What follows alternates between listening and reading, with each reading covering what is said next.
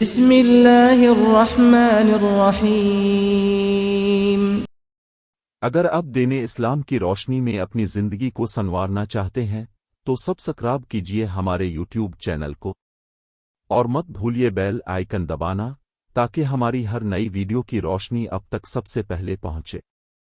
ہم آپ کے لیے لے کر آتے ہیں قرآن و حدیث کی روشنی میں مستند اسلامی علم، دین کی حقیقی تعلیمات جو بدل دیں آپ کی زندگی، ایمان کو تازہ کر دینے والے سچے واقعات اور آخرت کی تیاری کا آغاز آج ہی کریں۔ آج کا خصوصی مضمون ہے مان صفر اور اس کی نسبت کس نبی سے ہے۔ ایک مکمل اور مسلسل واقعاتی بیان۔ مان صفر اسلامی سال کا دوسرا مہینہ ہے جو محرم الحرام کے بعد آتا ہے۔ اس مہینے کا شمار بھی ان مہینوں میں ہوتا ہے جنہیں عرب جاہلیت کے دور میں نحوست کا مہینہ سمجھا جاتا تھا، اور افسوس کے ساتھ کہنا پڑتا ہے کہ آج بھی بعض مسلمان اسی غلط عقیدے پر قائم ہیں۔ اب سوال یہ پیدا ہوتا ہے کہ مان صفر کا نسبت کس نبی سے ہے؟ کیا واقعی اس مہینے کی کوئی خاص نسبت کسی پیغمبر سے ہے؟ اور اگر ہے تو وہ کیا ہے؟ آئیے ہم اس تاریخی اور عقیدتی سفر میں داخل ہوتے ہیں تاکہ مان صفر کی حقیقت کو جان سکیں۔ ایک، مان صفر کی لغوی اور تاریخی حیثیت۔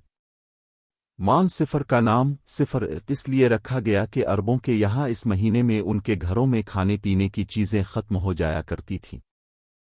کیونکہ وہ محرم میں جنگ نہیں کرتے تھے، اس لیے جب صفر آتا تو وہ اپنے گھروں سے نکل کر لڑائی، تجارت سفر پر روانہ ہو جاتے۔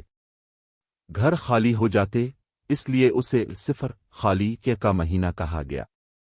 لیکن اسلامی تعلیمات میں اس مہینے کو خالی یا منحوس نہیں کہا گیا، بلکہ نبی کریم نے خود فرمایا لا عدو ولا تنر ولا حام ولا صفر۔ صحیح بخاری حدیث 5707۔ ترجمہ، کوئی بیماری متعدی نہیں، بدشگونی کچھ نہیں، الفالو کی نحوست کچھ نہیں، اور صفر میں بھی کوئی نحوست نہیں۔ دو، مان صفر کا تعلق کسی نبی سے؟ اب آتے ہیں اصل سوال کی طرف کہ کیا مان صفر کا نسبت کسی نبی علیہ السلام سے ہے؟ اسلامی تاریخ میں کسی مستند روایت یا قرآن و حدیث میں مان صفر کا نسبت کسی مخصوص نبی سے نہیں آیا، لیکن بعض مورخین اور سیرت نگاروں نے اس مہینے میں پیش آنے والے بعض واقعات کو مختلف انبیاء شخصیات سے منسوب کیا ہے۔ مثلاً ایک، حضرت موسیٰ علیہ السلام۔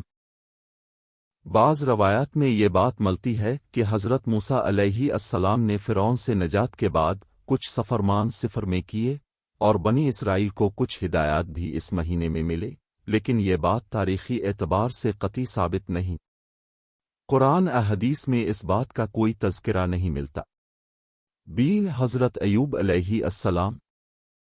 حضرت ایوب علیہ السلام پر جو سخت آزمائشیں آئیں، ان کے بارے میں بعض اقوال ملتے ہیں کہ وہ صفر کے مہینے میں تھیں، اور اسی مہینے میں اللہ تعالیٰ نے انہیں شفا عطا فرمائی، لیکن یہ روایات بھی ضعیف اور غیر معتبر ذرائع سے منقول ہیں۔ نبی کریم کی ہاتھ طیبہ سے نسبت۔ نبی کریم کی ہاتھ طیبہ میں مان صفر کے کئی واقعات ملتے ہیں جن کی وجہ سے لوگ اس مہینے کو خاص ماننے لگے، لیکن نبی کریم نے خود ان باتوں کی تردید فرمائی۔ مثلاً نبی کریم کی بیماری جس کے بعد آپ کا وصال ہوا صفر کے آخر میں شروع ہوئی۔ حضرت خدیجہ رضی اللہ عنہا کے بعد حضرت سودا رضی اللہ عنہا سے نکاح کا وقت بھی بعض اقوال کے مطابق صفر میں ہوا۔ غزو ابواق، غزو ودان اور غزو بوات جیسے ابتدائی اسلامی غزوات بھی اسی مہینے میں وقوع پذیر ہوئے، لیکن ان میں سے کوئی بھی واقعہ مان صفر کی نحوست کسی نبی سے مخصوص نسبت کو ظاہر نہیں کرتا۔ عرب میں جاہلیت کے دور میں مان صفر کا تصور۔ عربوں کے ہاں یہ رواج تھا کہ اگر کوئی مصیبت صفر کے مہینے میں آتی تو وہ اسے اس مہینے کی نحوست سمجھتے تھے۔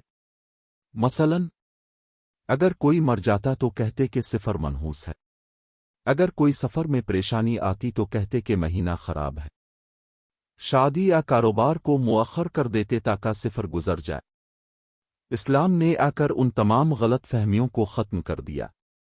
نبی کریم نے فرمایا صفر کوئی چیز نہیں ہے، یعنی جو لوگ صفر کے مہینے کو بدشگونی اور نحوست کا مہینہ کہتے ہیں وہ غلطی پر ہیں۔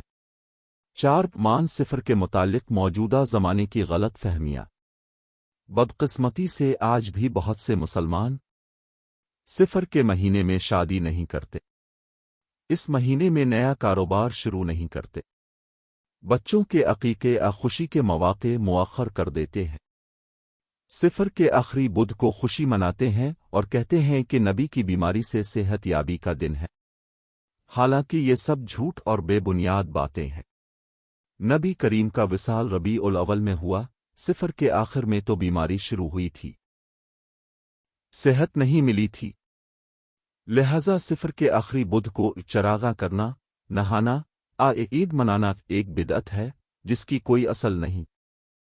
5 اہل تصوف کی آرا۔ بعض اہل تصوف کے حلقوں میں مان صفر کو روحانی آزمائش کا مہینہ سمجھا جاتا ہے اور وہ 40 مصیبتیں یا 40 بلائیں جیسے نظریات بیان کرتے ہیں، لیکن شریعت محمدی میں اس کی کوئی حقیقت نہیں ہے۔ یہ سب باتیں یا تو ضعیف روایات پر مبنی ہیں یا عوامی قصوں کہانیوں پر۔ 6 مان صفر کے فضائل اور مسنون اعمال۔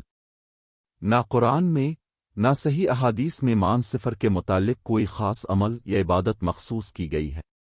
یہ مہینہ بھی دیگر مہینوں کی طرح ہے، البتہ عام عبادات جیسے فرض نمازوں کی پابندی، نوافل، روزے، صدقہ، قرآن کی تلاوت، ذکر و اذکار، ان سب کا اجر ہر مہینے میں ملتا ہے اور صفر میں بھی۔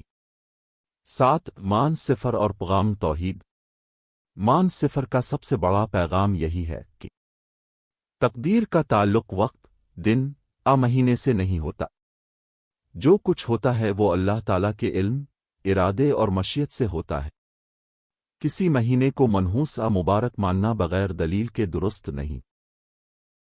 لہذا ہمیں اپنے عقائد کو قرآن و سنت کی روشنی میں درست رکھنا ہے۔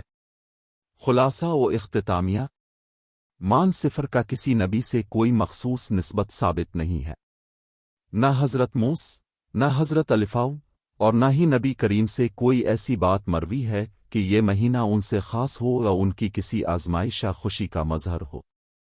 اسلام ایک مکمل دین ہے جو بدشگونی اور بے بنیاد عقائد کو ختم کرتا ہے۔ اس لیے ہمیں بھی چاہیے کہ مان صفر کو عام مہینوں کی طرح سمجھی، اس مہینے سے نحوستہ بلاؤں کا عقیدہ ختم کرے، کسی نبی سے جھوٹی نسبتیں نہ جوڑے اور تمام معاملات میں شریعت کو مقدم رکھیں۔